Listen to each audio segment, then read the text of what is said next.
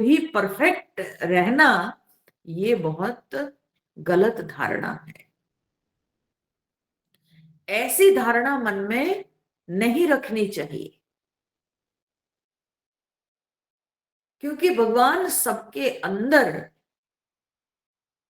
जो समझने की क्षमता एक प्रकार के नहीं दिए हैं।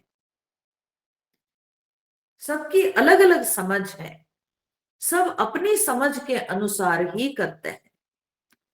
तो इसीलिए यह अपेक्षा रखना कि जैसे मैं हूं सब वैसे बनेंगे, ये बहुत गलत बात है। और ऐसी भावना जिस व्यक्ति के अंदर रहेगी, वो दूसरे किसी की कोई सामान्य त्रुटि, कोई सामान्य गलती को वो कभी बर्दाश्त नहीं कर सकता है।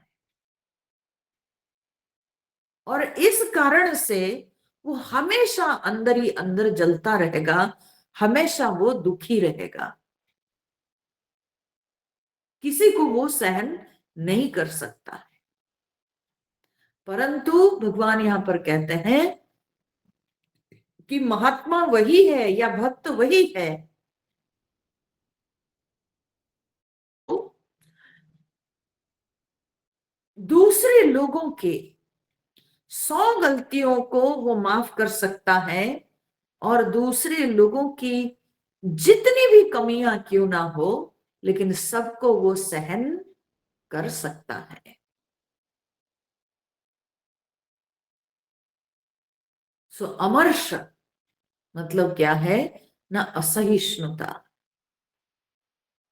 असहिष्णुता होने से हम समाज में कभी लोगों के साथ रह नहीं सकते हैं, या समाज में रहना बहुत कठिन हो जाता है। तो भक्त ऐसा नहीं कि अपनी भक्ति के कारण वो सबसे अपेक्षा रखता है कि मेरे जैसे जैसी भक्ति सब करें, मेरे जैसे सब हो। ऐसी बात नहीं है। जो जैसे है ठीक है, उनको भी संसार में जीने का अधिकार है, तो जीने दो। तो अमर्ष से वो मुक्त है, हर्ष से मुक्त है, अमर्ष से मुक्त है। भय, हाँ?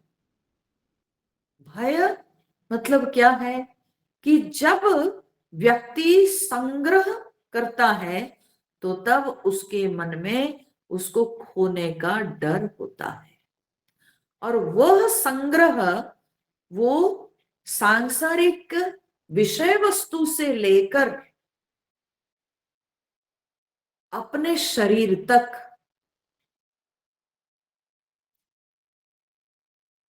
हम अपने शरीर को इतना जो है सजाते हैं, संवारते हैं, खिलाते पिलाते रहते हैं, तो इस शरीर के प्रति भी हमारी आसक्ति हो जाती है कि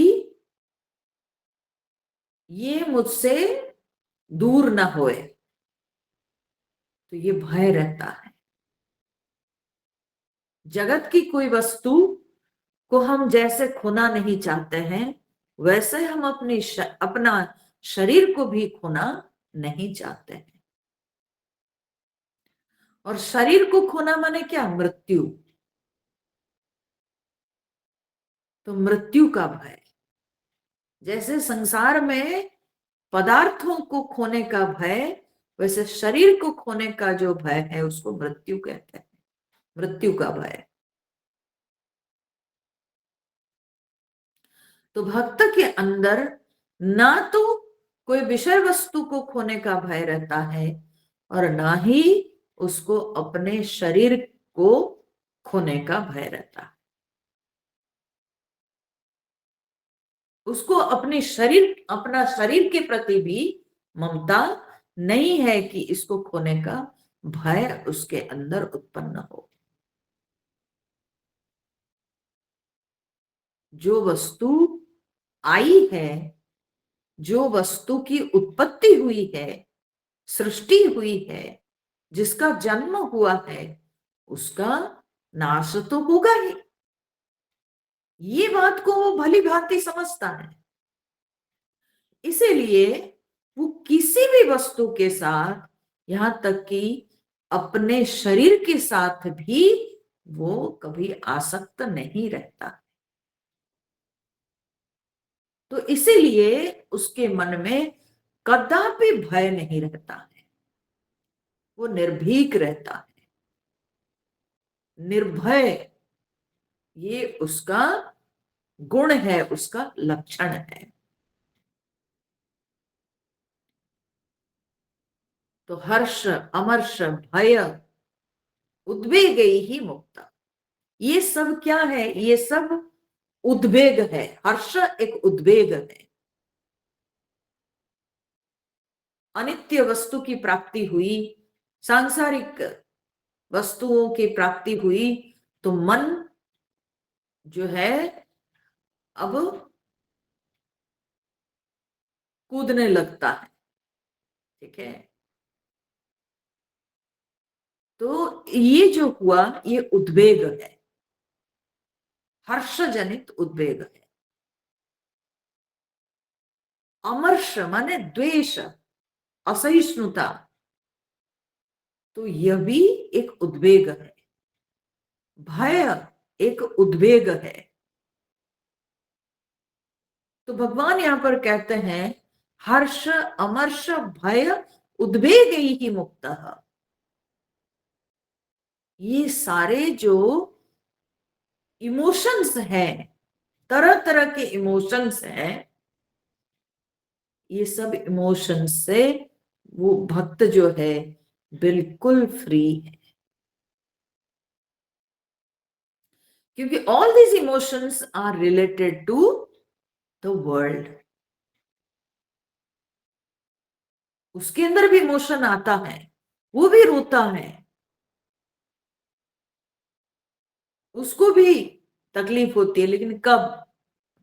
जब उसको लगता है कि मैं भगवान से दूर हो गया।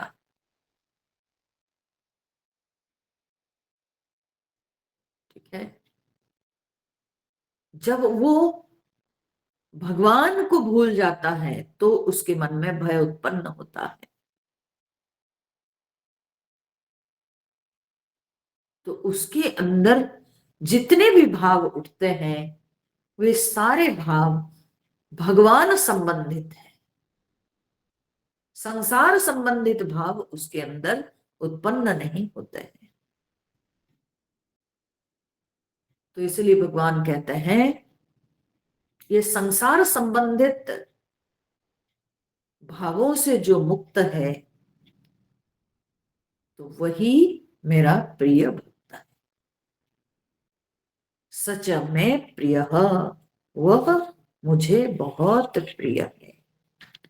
अब ये कहने के बाद भगवान आगे कहते हैं अनपेक्ष शुचिर दक्ष उदासीन गतव्यथ। अनपेक्ष, तो अनपेक्ष का तात्पर्य क्या है? अनपेक्ष का तात्पर्य होता है अपेक्षा शून्य। ठीक है। जिसके अंदर कोई अपेक्षा नहीं है। ठीक है। जिसके अंदर कोई अपेक्षा नहीं है। अच्छा, अपेक्षा का अर्थ क्या है? हम लोग अपेक्षा शब्द का तो बहुत प्रयोग करते हैं। ठीक है। परंतु संस्कृत में ये सब शब्द जो बने हैं ना, ये बड़े माने बहुत इसके अंदर गूढ़ अर्थ छुपा हुआ है। तो अपेक्षा शब्द को अगर हम संधि विच्छेद करेंगे तो अप जोड़ इच्छा। ठीक है। माने अपगतम ईक्षणम। ठीक है। तो जहां ईक्षण माने क्या है? ईक्षण माने देखना। ठीक है। तो जहां दृष्टि चली गई, जहां दृष्टि नहीं है, तो उसको कहते हैं अपेक्षा। अब देखो कैसे संबंधित है कि जब हम संसार के, अब दृष्टि चली गई मतलब क्या है? दृष्टि चली गई का अर्थ है कोई अंधा हो गया, ठीक है, कोई अंधा हो गया। तो यहां पर अपेक्षा शब्द का हम लोग जो नित्य प्रतिदिन प्रयोग करते हैं वो किस लिए? अपेक्षा मतलब अभिलाषा, इच्छा, ठीक है, आशा, इसी के लिए हम अपेक्षा शब्द का प्रयोग करते हैं। तो व्यक्ति के अंदर जब सांसारिक वस्तुओं की इच्छा उत्पन्न होती है तब वो अंधा हो जाता है। क्यों? क्योंकि वो चाहता है कि मैं किसी भी तरह से अपनी इच्छा की पूर्ति करूं, और अपनी इच्छा की पूर्ति करने के लिए व्यक्ति किसी हद तक जा सकता है। और जब पदार्थों की इच्छा उत्पन्न होती है तब भगवान से हमारी दृष्टि दूर हो जाती है। और इसी को अपेक्षा माने दृष्टि चले जाना यानी अंधा हो जाना बताया गया है। हम अंधे हो गए माने संसार के विषय वस्तु की कामना में हम पूरी तरह से अंधे हो गए, अर्थात हमारा विवेक कार्य नहीं करता है, ज्ञान दृष्टि चली गई। हम सांसारिक वस्तु विषय के पीछे भागते रह गए और भगवान हमारे जीवन से दूर हो गए। इसी को कहते हैं कि अपेक्षा यानी अंधापन, ठीक है। आंख चली गई, दृष्टि चली गई। दृष्टि चली गई माने ज्ञान विवेक नष्ट हो गया, अनित्य वस्तुओं के पीछे भागते रह गए। ये हुई अपेक्षा। और अनपेक्षा का तात्पर्य क्या हुआ? न न अपेक्षा इति अनपेक्षा। तो अपेक्षा जहां नहीं उसको अनपेक्षा कहते हैं।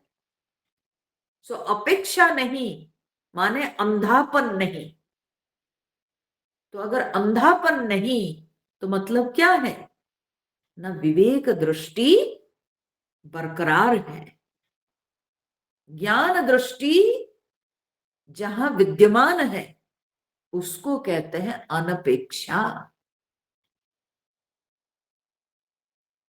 तो भक्त के अंदर ये विवेक है, भक्त के अंदर यह ज्ञान दृष्टि है कि संसार के पीछे भागेंगे तो रोएंगे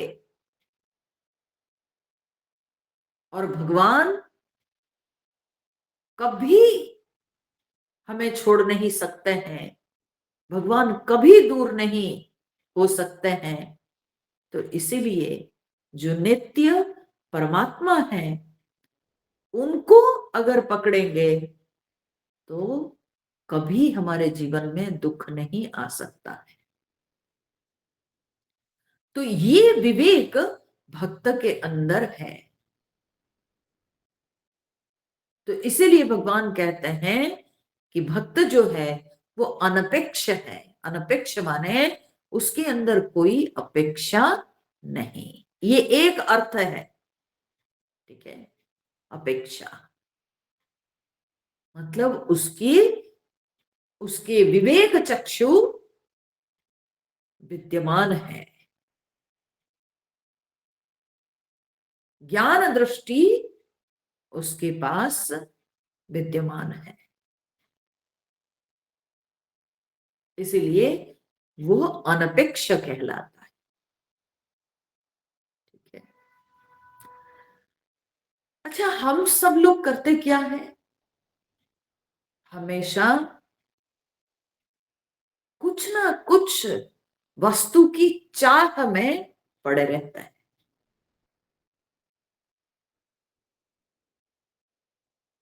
जब हमारे पास रुपए पैसे नहीं थे, जब हम कमाने लायक नहीं थे, तब हम चाहते थे कि कहीं से कुछ कमाएं, कुछ काम मिल जाए और हम कुछ कमाएं। जब कमाने लगे, जब पैसे आने लगे, तब विचार क्या होता है? अब मेरे पास घर हो, मेरे पास गाड़ी हो, मेरा परिवार हो, है ना? तो हमारे जीवन में हमेशा कोई ना कोई चाह बनी हुई है, कोई ना कोई हमारे अंदर इच्छा बनी हुई है। और भक्त जो कि भगवान को सर्वसमर्थ समझता है,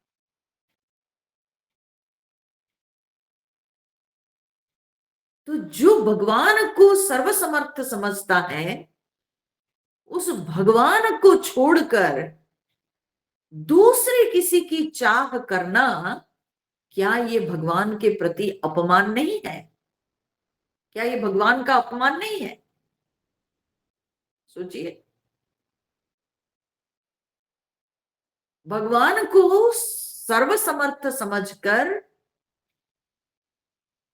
भगवान को सर्वशक्तिमान आप जानते हो, और इसके बाद भी अगर आप दूसरे किसी की अपेक्षा करोगे, तो ये तो भगवान का अपमान हुआ ना। आप जानते हो कि वे सब कुछ दे सकते हैं, आप जानते हो कि उनके अधीन सब कुछ है, तो फिर दूसरे की आकांक्षा क्यों करें?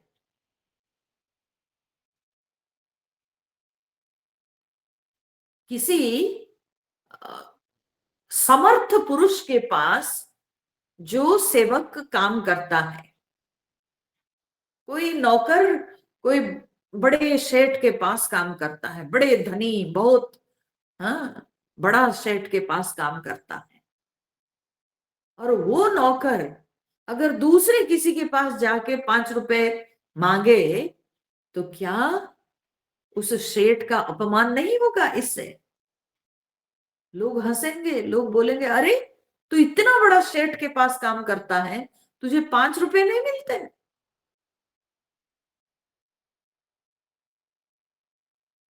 तो उसी प्रकार से भक्त भगवान को सर्वसमर्थ समझता है, इसलिए भगवान को छोड़कर वो और किसी चीज की अपेक्षा नहीं करता है, क्योंकि अन्य सभी वस्तु उसके लिए तुच्छ है। और भगवान को छोड़कर दूसरे किसी की अपेक्षा करना, ये भगवान का अपमान है, ये भगवान की निंदा है, भगवान का तिरस्कार है। इसलिए वह अन्य किसी चीज की अपेक्षा नहीं करता है। अच्छा, संसार में अगर कोई सेवक हमारा काम करता है, तो दिन भर काम करने के बाद वो जब शाम होता है, तो वो क्या कहता है कि मेरे दिन भर की मजदूरी दीजिए, है ना? मैंने आपका आंगन झाड़ू किया, मैं आपके पौधों में पानी पटाया, मैंने आपके जो है घर के बहुत सारे और काम किए, बाजार से सामान लेके आए, तो इतने सारे हम जो दिन भर काम किए हैं, तो उसके बदले मुझे अपनी मजदूरी चाहिए। ठीक है। तो कोई भी सेवक वो यही सोचता है कि मैं जो काम करता हूं, तो इस काम के बदले मुझे अपने जो है मजदूरी मिल जाएगी। तो वो अपने मजदूरी की अपेक्षा रख के वो काम करता है। तो क्या भक्त उस प्रकार से भगवान की सेवा करता है कि हमने आपको नहलाया, हम चंदन घिस के आपके ऊपर जो है चंदन का लेप दिया, हमने फूल चढ़ाया, तो इसलिए इसके बदले मुझे ये चाहिए? क्या ऐसी अपेक्षा भक्त रखता है? सेवा के बदले कुछ चाहिए? बोले बिल्कुल नहीं।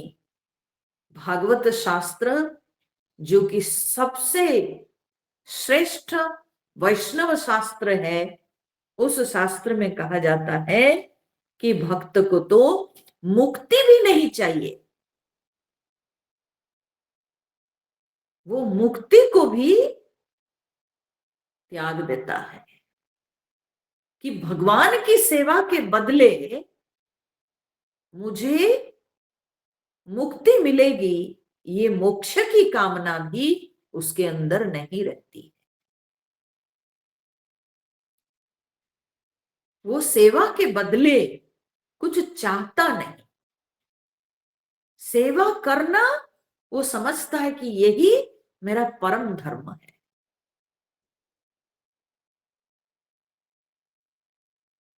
तो इसलिए भक्त के अंदर भगवान की सेवा करके किसी भी प्रकार की अपेक्षा नहीं रहती। वो बदले में भगवान से कुछ मांगता नहीं, उसकी भक्ति सौदा नहीं है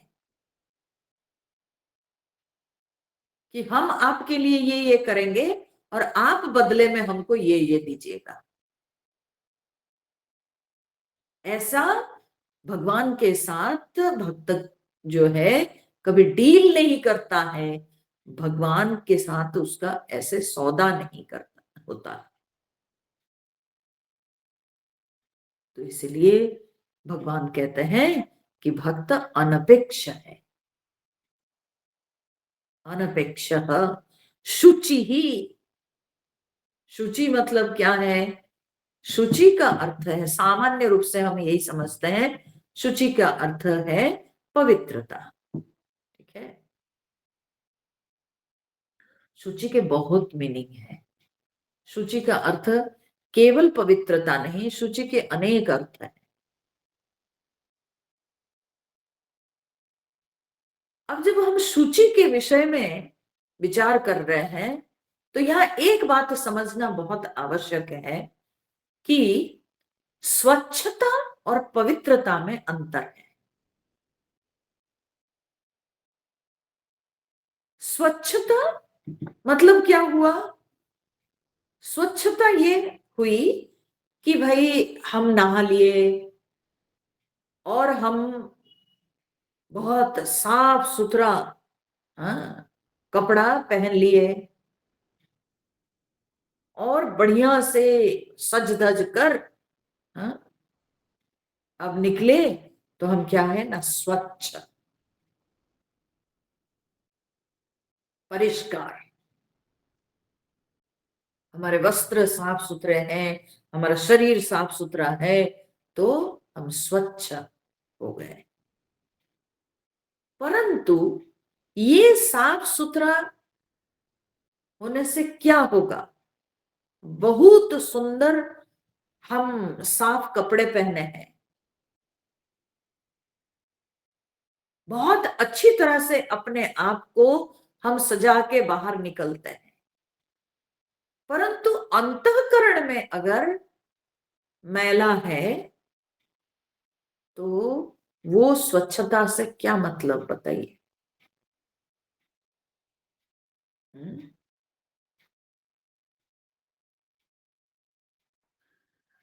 अब देखिए कि आप कपड़ा को साबुन से साफ किए, रगड़ के धोए, और उसको जो है खूब बढ़िया से प्रेस करवा के और तब जो है आप पहनते हो, तो क्या है? स्वच्छ।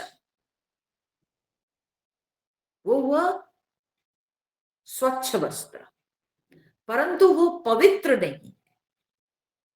पवित्र किसको कहते हैं? कि हम गंगा में स्नान करके आए, गंगा जल में मेरे कपड़े धुल गए, भले वे कपड़े साफ ना दिखता हो, भले वे कपड़े, कपड़ों में क्या बोलते हैं, धूल हो या जो है मैलापन दिख रहा हो, लेकिन फिर भी जब गंगा जल से वे कपड़े धुल गए, जब हम गंगा जी में स्नान करके आ गए, तो हम पवित्र होते हैं। तो स्वच्छता और पवित्रता में अंतर है।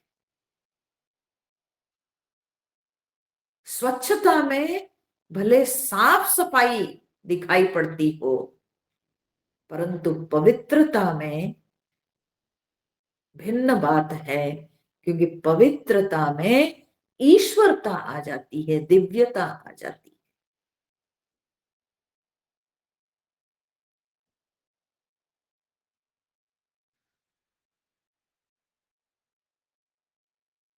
और ये जो पवित्रता है, ये पवित्रता केवल बाहरी नहीं है, ये भी बात को समझ लीजिए। हम गंगा जी में डुबकी लगा लिए, गंगा जल में धोया हुआ कपड़ा हम पहन लिए, तो इससे भी हम पूरी तरह से पवित्र नहीं हो जाते हैं। क्योंकि अगर हमारा अंतःकरण पवित्र नहीं है, तो भी बाहरी पवित्रता से हम पवित्र नहीं कहलाएंगे।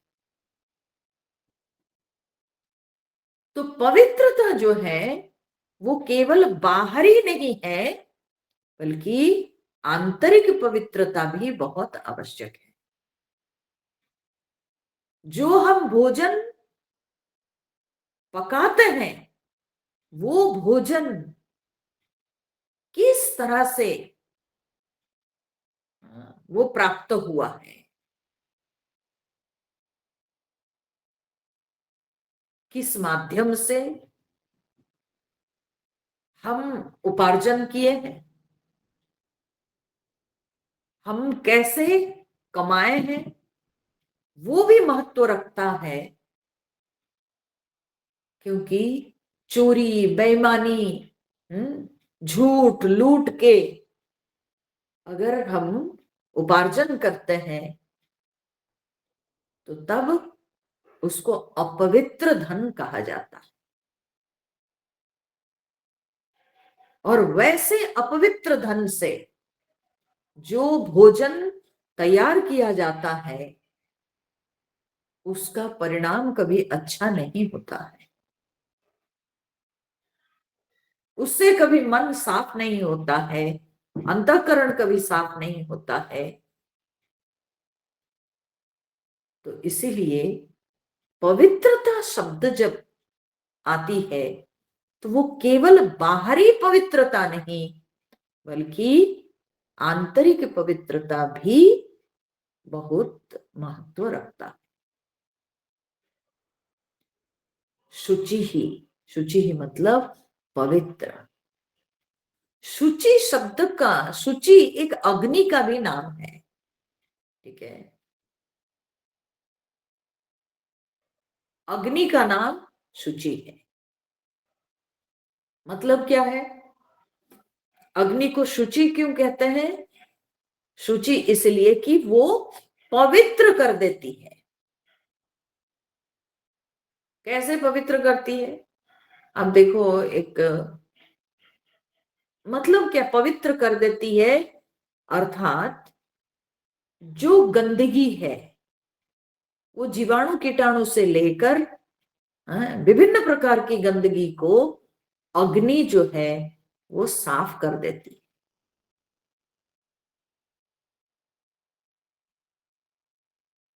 पहले जमाने में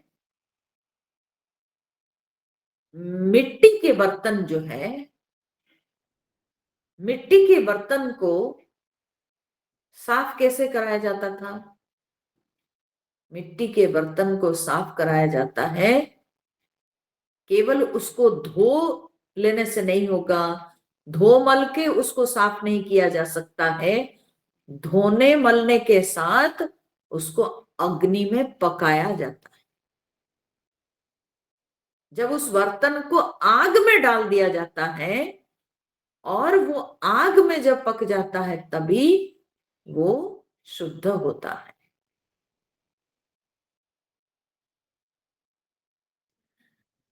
तो इसीलिए अग्नि जो है वो पवित्र कर देती है। तो यहां पर शुचि का अर्थ क्या हुआ?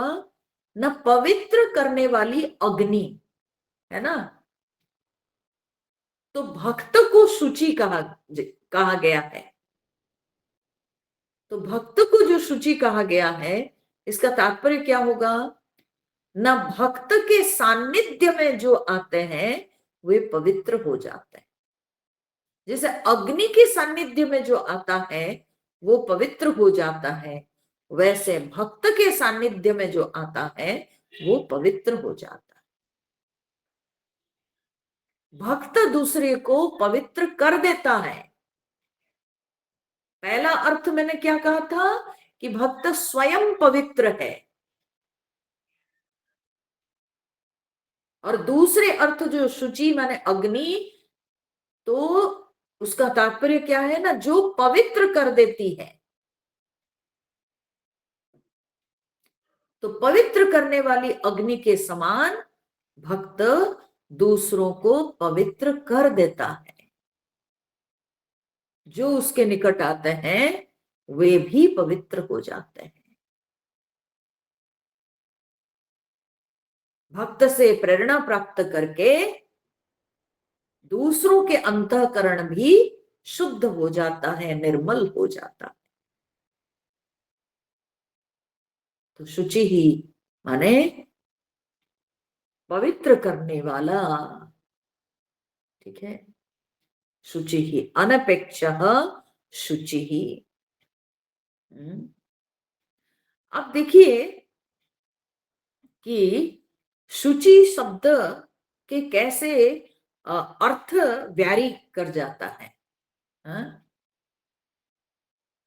जो लोग धार्मिक होते हैं, जो धर्म में आस्था रखते हैं, उनके लिए शुचिता क्या है? उनके लिए शुचिता यही है कि धर्मशास्त्र के अनुसार जैसे स्नान दान करना चाहिए, जैसे जप ध्यान करना चाहिए, जैसे यज्ञ अनुष्ठान करना चाहिए, ठीक उसी प्रकार से जो पालन करता है या उसी प्रकार से पालन करने को शुचिता कहते हैं।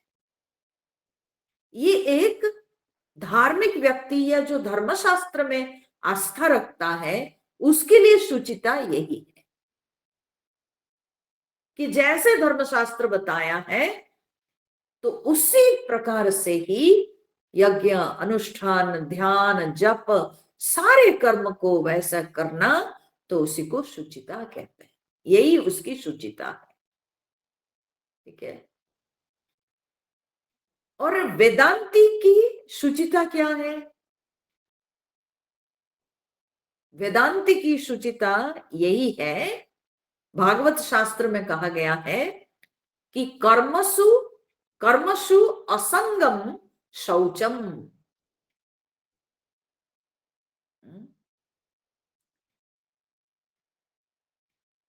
तो कर्मसु असंगम शौचम, कर्म में असंगता, निर्लिप्तता, कर्म में आसक्त नहीं होना। भगवान गीता में भी ये बात को बोले हैं, कर्मणि अकर्म यह पश्चेत अकर्मणि च कर्म यह, है ना। तो जो व्यक्ति कर्म के प्रति आसक्त नहीं, कर्म फल के प्रति आसक्त नहीं, या कर्तृत्व अभिमान से भी वो जुड़ा नहीं है, तो उस व्यक्ति को कहते हैं निर्लिप्त व्यक्ति। और वही वेदांत शास्त्र में उसी को पवित्र कहा जाता है, जो कर्म बंधन से मुक्त है।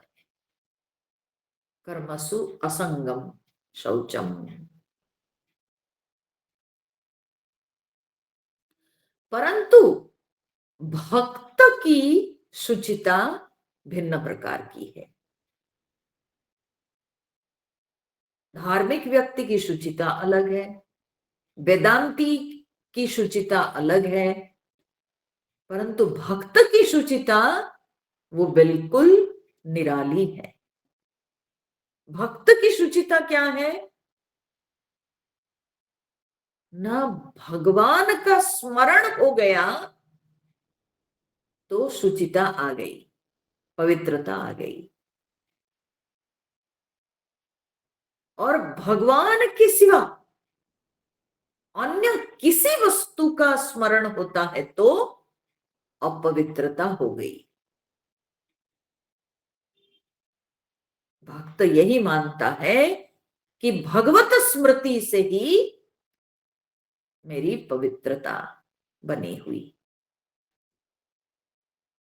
और भगवान को छोड़ के अन्य किसी भी चीज में रमना ये मेरी अपवित्रता है। तो इसलिए भक्त की पवित्रता क्या है? भक्त की पवित्रता है भगवत स्मृति, भगवान का स्मरण। क्योंकि भगवान सबसे पवित्र है, और भगवान का स्मरण, भगवान का चिंतन वो पूरे व्यक्तित्व को पवित्र कर देता है। तो यही है भक्त की पवित्रता। भगवान कहते हैं अनपेक्ष शुचि ही, यानी भक्त पवित्र है। अब इसके बाद भगवान कहते हैं दक्ष। दक्ष माने क्या है?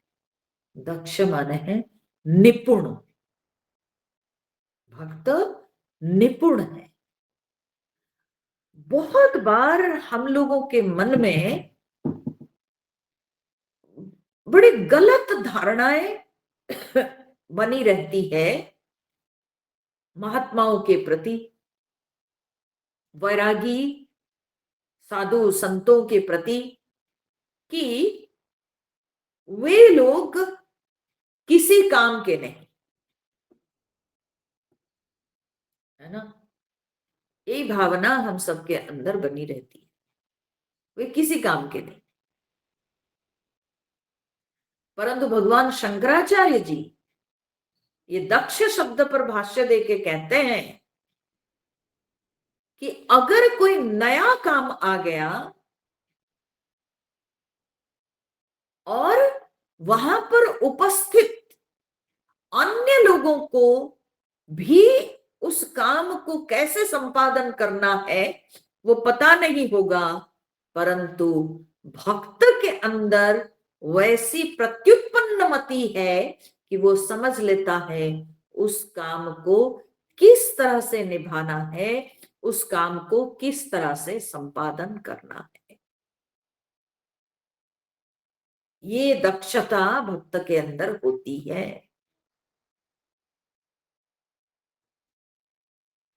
मतलब ऐसे नहीं समझना चाहिए कि भक्त कोई काम के लायक नहीं है, कोई काम के योग्य नहीं है। ये समझना बहुत गलत धारणा है। दक्ष माने वो निपुण है, जरूरत पड़ने पर वो सब कुछ कर सकता है, क्योंकि वो ईश्वर को आश्रित है, इसलिए वो कभी दूसरी किसी कर्म में लिप्त नहीं होता है, दूसरे कोई काम धंधा में अपने आप को नियोजित नहीं करता है, या अपने मन को लगाता नहीं। इसका अर्थ नहीं कि वो समझता नहीं, इसके अर्थ नहीं कि वो कर नहीं सकता है। तो दक्ष माने निपुण है। रामानुजाचार्य जी इस शब्द की व्याख्या करते हुए कहते हैं कि भक्त वो है जो शास्त्रीय कर्म में दक्ष है। ये दक्ष का अर्थ क्या है? ना शास्त्रोक्त कर्म में उसकी दक्षता, अशास्त्रीय कर्म के प्रति उसके अंदर कोई स्पृहा नहीं, और शास्त्रोक्त कर्म में उसकी निपुणता है। ठीक है, परंतु कुछ विद्वान लोग कहते हैं कि असली दक्षता क्या है पता है? असली दक्षता यही है कि ये संसार में रहकर भी संसार के माया जाल के झांसे में ना आए, माया जाल में फंसे नहीं। यही असली दक्षता है। दुनिया में रहकर भी दुनिया के चक्कर में नहीं आना, दुनिया में फंसना नहीं, ये असली दक्षता है।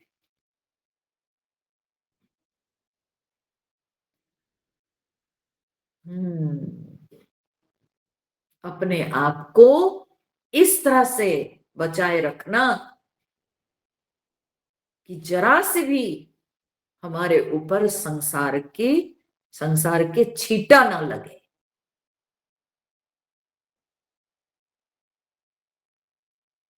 यही दक्षता है। जैसे वो कमल फूल वो कीचड़ में से निकला है, कीचड़ में उसका जन्म, कीचड़ में वो रहता है, परंतु कदापि कीचड़ को स्पर्श नहीं करता। उसी प्रकार से भले हम संसार में रहते हैं, परंतु संसार में लिप्त नहीं होना, ये असली दक्षता है। कैसे अपने आप को संसार से बचा के चलेंगे, ये अपने आप को समझना है। दक्ष, ये दक्षता भक्त के पास है। तो भगवान कह रहे हैं इसलिए अनपेक्ष शुचि ही दक्ष उदासीन,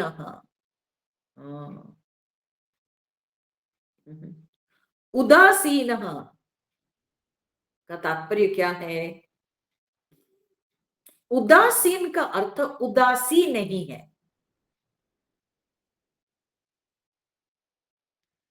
उदासीन का अर्थ बिल्कुल उदासी नहीं है। उदासी का अर्थ तो होता है क्या कि जो बड़े विषादग्रस्त है, दुखी है एकदम। वैसे उदासी नहीं है। उदासीन शब्द का अर्थ होता है उदिति ब्रह्म। उत माने ऊपर होता है, ठीक है। और ये उत एक ब्रह्म का भी नाम है, क्योंकि सबसे ऊपर कौन है ना? ब्रह्म, परमात्मा। और उस परमात्मा में जो आसीन है, उद माने ब्रह्म या परमात्मा, और उस उद ब्रह्म तत्व में जो आसीन है, जो बैठा हुआ है, उसको कहते हैं उदासीन। तो जो परमात्मा तत्व में निष्ठा रखता है, जो परमात्मा तत्व में स्थिर है, जो परमात्मा तत्व में स्थित है, उसको कहते हैं उदासीन। और जो परमात्मा सबसे ऊपर है, सबसे ऊपर माने ऐसा नहीं देखिएगा आकाश को, ऊपर। ऊपर कहने का अर्थ है कि ये संसार के परिवर्तन से परमात्मा स्पर्श है, ये जगत के द्वंद्वों से परमात्मा स्पर्श है, ये सबसे भगवान परे हैं। और जो उस परमात्मा तत्व में स्थिर है, उसको ये सांसारिक द्वंद्व कभी प्रभावित कर सकते हैं क्या? अगर आप अपने छत पर बैठे हुए हैं और नीचे अगर कुछ घटना घट रही है, तो उससे आपको कोई हानि होगी क्या? बिल्कुल नहीं, क्योंकि घटना नीचे घट रही है और आप तो ऊपर बैठे हुए हैं, आप तो घटना से बहुत दूर है, घटना से परे है। तो जिस तरह से आप अगर कोई ऊंची जगह पर बैठे हुए हैं, पहाड़ के शिखर पर बैठे हुए हैं, नीचे नालों में अगर बाढ़ आ जाती है, तो आपको उससे क्या प्रॉब्लम है? आप तो पहाड़ के शिखर पर बैठे हुए हैं।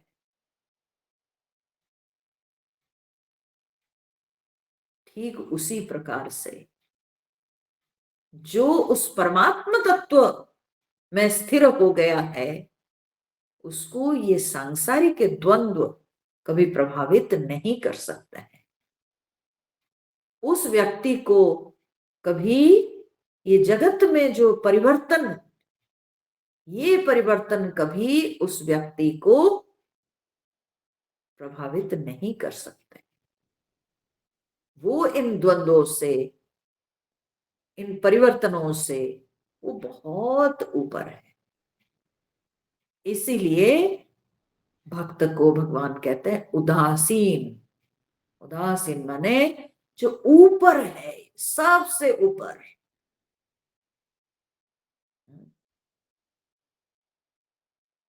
जो संसार में कभी नहीं फंसता है, क्योंकि परमात्मा में वो स्थिर है। उदासीन।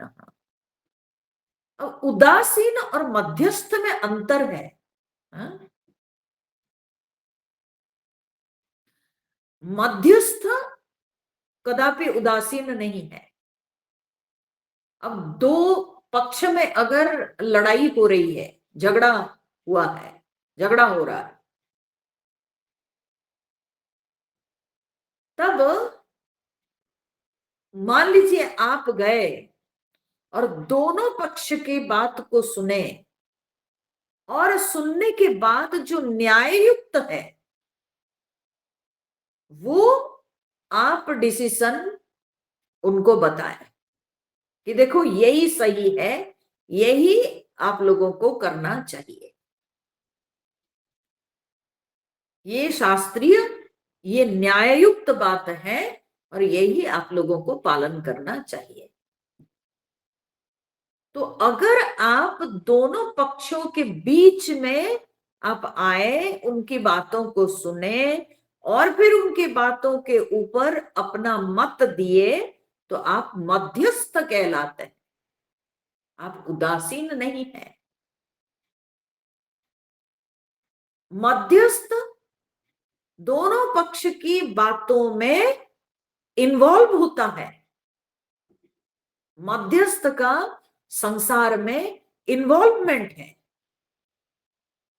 मध्यस्थ का मतलब नहीं अरे मैं तो बीच में हूं, मुझे किसी से कोई मतलब नहीं, नहीं नहीं, आप बीच में हो इसलिए आपको मतलब है दोनों पक्षों से, आप दोनों पक्ष में इन्वॉल्व होते हैं।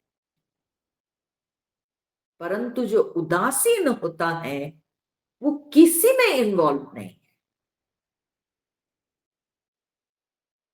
उसको अच्छा से मतलब नहीं, उसको बुरा से मतलब नहीं,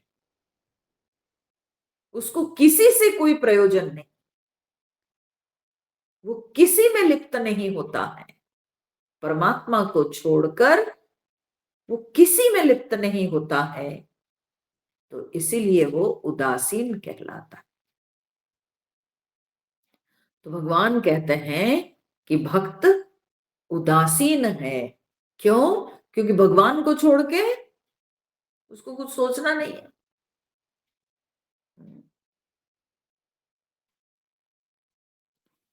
तो उदासीन, अनपेक्ष, शुचिर्दक्ष, उदासीन। फिर क्या भगवान कहते हैं? गतव्यथ।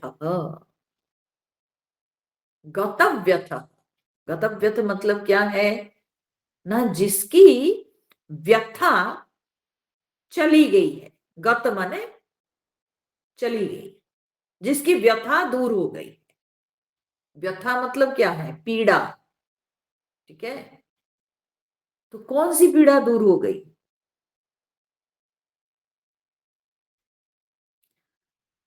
कौन सी पीड़ा की बात यहां पर कही जा रही है? शारीरिक पीड़ा वो तो होगी ही प्रारब्ध के अनुसार। अगर रोग होना है तो रोग होगा, रोग होगा तो पीड़ा तो लगेगी। या प्रारब्ध के अनुसार कहीं चोट लग गई तो पीड़ा होगी, तो वो सब तो चलेगा। तो यह कौन सी व्यथा से वो मुक्त हो चुका है? तो एक गीता पर श्री शंकरानंद जी की टीका आती है। शंकराचार्य जी नहीं, शंकराचार्य जी का भाष्य तो है ही, पर एक श्री शंकरानंद जी, उनकी टीका आती है। वो भी बहुत जो है सुंदर टीका है। तो उन्होंने लिखा है, उन्होंने बताया कि व्यथा क्या है, भक्त कौन सी व्यथा से मुक्त है? तो बोलते नयनम कृता कृते तपतः, नयनम कृता कृते तपतः। मतलब क्या है कि कृत अकृत, कृत अकृते द्वंद्व समास है। तो वो जो है ऐसी भावना को लेकर वो कभी दुखी नहीं रहता है। क्या?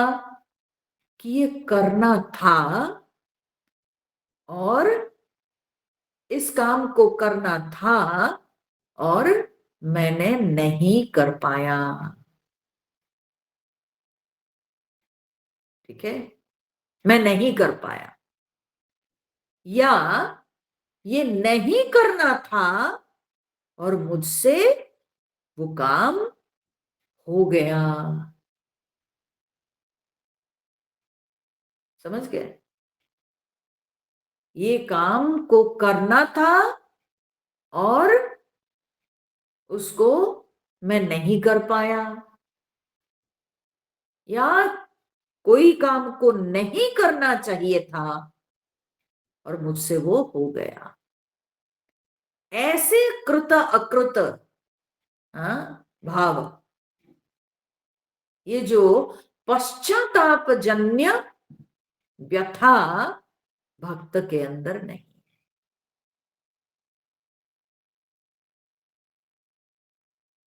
कि करना था नहीं कर पाया, अब कुछ नहीं। वो जो भगवान के प्रेम में है, अब क्या करना बाकी रह गया उसके लिए? जिसके हृदय में केवल भगवत प्रेम है, उसके लिए और कुछ बाकी नहीं रह जाता। वो सब कुछ कर लिया और कुछ नहीं चाहिए उसके लिए। उसके लिए और कोई धर्म नहीं बच गया, उसके लिए कोई कर्तव्य नहीं बच गया, बस वो तो परम कर्तव्य कर लिया। और क्या चाहिए? तो इसलिए भक्त ऐसी व्यथा से मुक्त है। न कृता कृते तपतः, वो तपता नहीं, कृत अकृत को लेकर वो तपता नहीं। वो उसका हृदय क्या है? उसका हृदय शीतल है। अरे हमारे भगवान तो ठंडी जगह में रहना पसंद करते हैं। शंकर जी को देखिए, कैलाश पर्वत पर बैठे हुए हैं, वहां बर्फ ही बर्फ है। भगवान विष्णु को देखिए, वे क्षीर सागर में, हाँ? अनंत शयन। तो उनको तो ठंडी जगह चाहिए, उनको गर्म जगह नहीं चाहिए। तो इसलिए भक्त भगवत प्रेम को धारण करके अपने हृदय को शीतल रखता है। उसके अंदर पीड़ा जनित ताप नहीं है। पश्चाताप जन्य पीड़ा या ताप उसके अंदर नहीं। उसका मन शांत है, हृदय में शीतलता है। क्यों? क्योंकि भगवत प्रेम को छोड़कर और कुछ नहीं, बस। तो इसलिए गतव व्यथा, उसके लिए और कोई व्यथा नहीं है।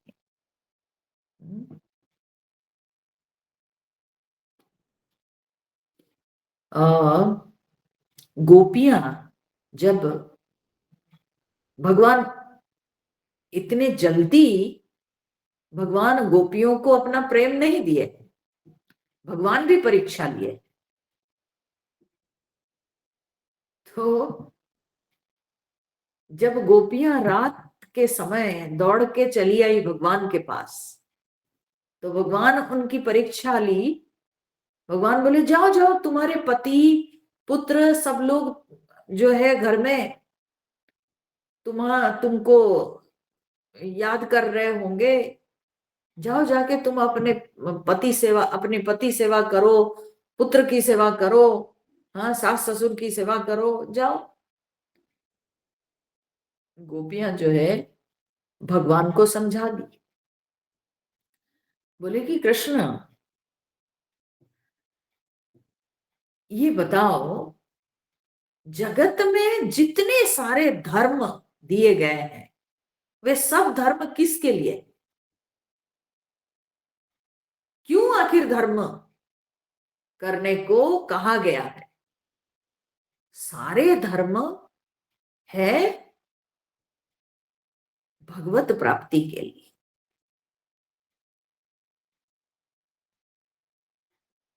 तो अगर सारे धर्म है प्रभु की प्राप्ति के लिए, और अगर हमको अपने प्रभु मिल गए, तो फिर उन धर्मों को लेके हम क्या करेंगे?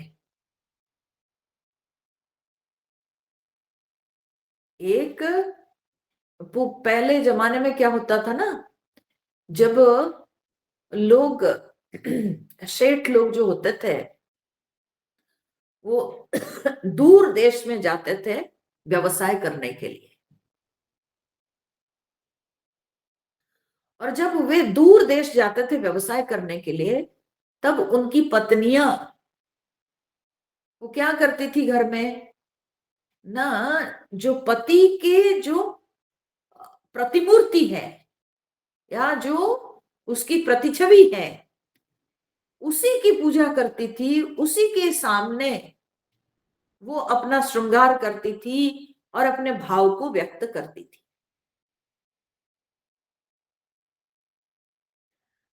और मान लो कि कोई एक स्त्री वैसे ही अपने पति के पिक्चर के सामने बैठी हुई है और उसी समय ही उसका पति आ गए दरवाजे पे, ठीक है, तो वो क्या उस पिक्चर की पूजा करेगी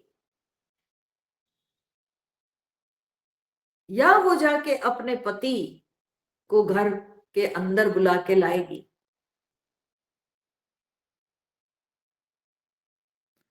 तो इसीलिए धर्म इसीलिए है, जगत में जितने धर्म दिए गए हैं वो सब धर्म है एक परम धर्म के लिए, वो है कि भगवान के प्रति हमारे मन में प्रेम हो, हम भगवान की ओर बढ़ें। और अगर भगवत प्रेम हृदय में आ जाता है फिर अन्य सभी धर्म छूट जाते हैं, अन्य सभी कर्तव्य छूट जाते हैं। अब एक ही परम कर्तव्य रहता है, वो है कि बस प्रभु की सेवा। और वो जब मिल जाती है ईश्वर की सेवा, तो उसके बाद फिर यह व्यथा नहीं रह जाती है भक्त के अंदर कि क्या करना था जिसको हम कर नहीं पाए, जो छूट गया, ये मेरा कर्तव्य था, ये सब अब नहीं रह जाता, गतव्य था। अगर ऐसे गतव्यथ नहीं होते तो संसार में कोई सन्यासी नहीं बनते,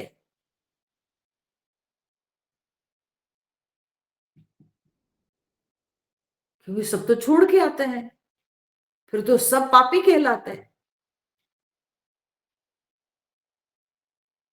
तो इसीलिए ये जो सांसारिक बातों को लेकर, सांसारिक धर्म को लेकर, कर्तव्य कर्तव्य को लेकर, पाप पुण्य को लेकर जो पश्चाताप की अग्नि वो भक्त के अंदर नहीं और रहती है, इसलिए वो गतव्य था। सर्वारंभ परित्यागी यो मद भक्त समे प्रिय। सर्वारंभ परित्यागी, वो सारे आरंभ, सर्व आरंभ, शास्त्र में आरंभ का अर्थ होता है कर्म, ठीक है, कर्म। हाँ? भगवान यही गीता शास्त्र में ही कहते हैं, हाँ, कि जगत में जितने कर्म हैं सब के सब दोष से युक्त है। कोई भी कर्म आप कीजिएगा उसमें कोई ना कोई दोष लगा हुआ है। अब आप घर झाड़ू लगाओगे तो झाड़ू करने से हमारा घर तो साफ होता है, परंतु झाड़ू लगाते लगाते कितने कीड़े मर जाते हैं क्या वो पता है? हम सूप में फटकते हैं तो फटकते फटकते हम उसमें से जो अनावश्यक चीजें वो तो निकाल देते हैं, परंतु फटकते फटकते उसमें कितने कीड़े मर जाते हैं। चूल्हा जलाते हैं, कितने कीड़े मकोड़े जल जाते हैं। लकड़ी के अंदर कितने कीड़े रहते हैं, जल जाते हैं। तो जगत में कोई भी ऐसा कर्म नहीं, हम चलते हैं रास्ते पर तो चलते चलते मेरे पैरों के नीचे कितने कीड़े आ जाते हैं, मर जाते हैं। हाँ?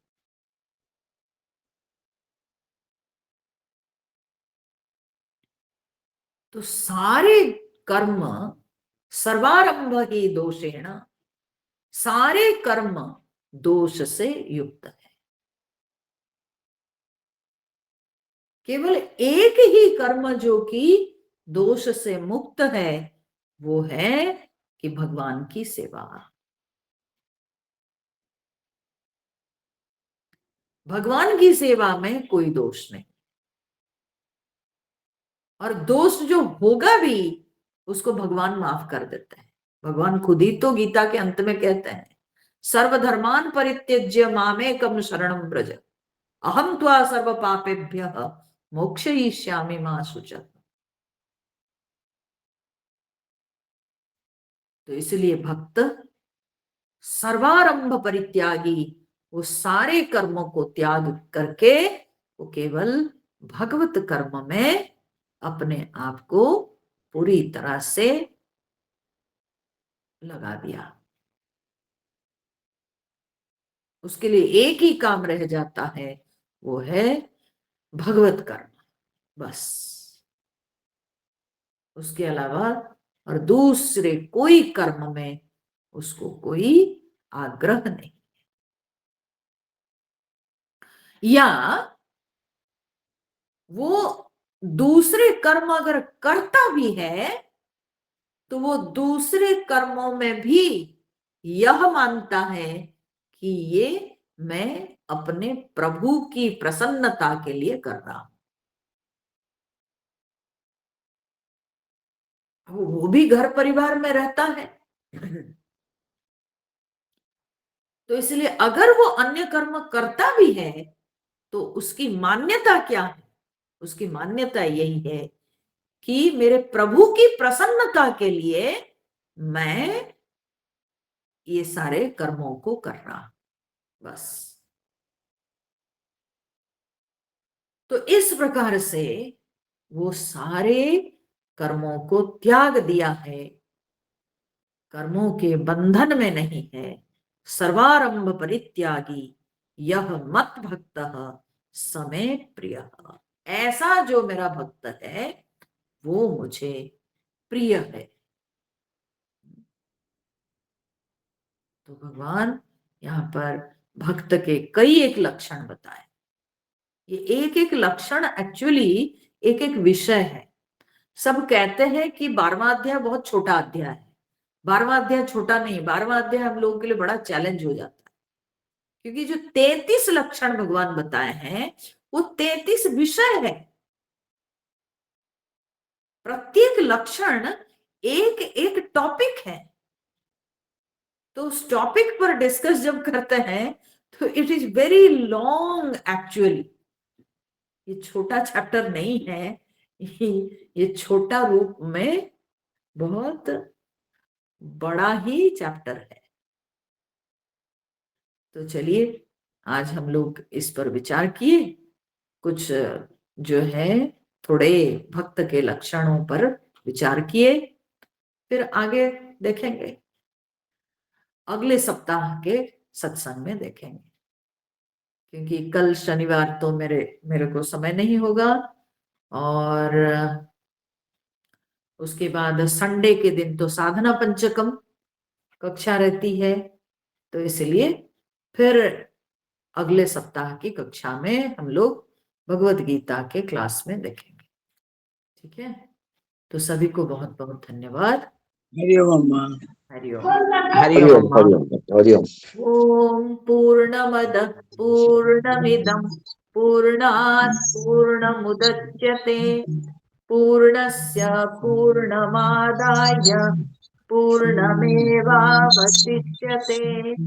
ओम शांति शांति शांति। हरि ओम। श्री गुरुभ्यो नमः। हरि ओम।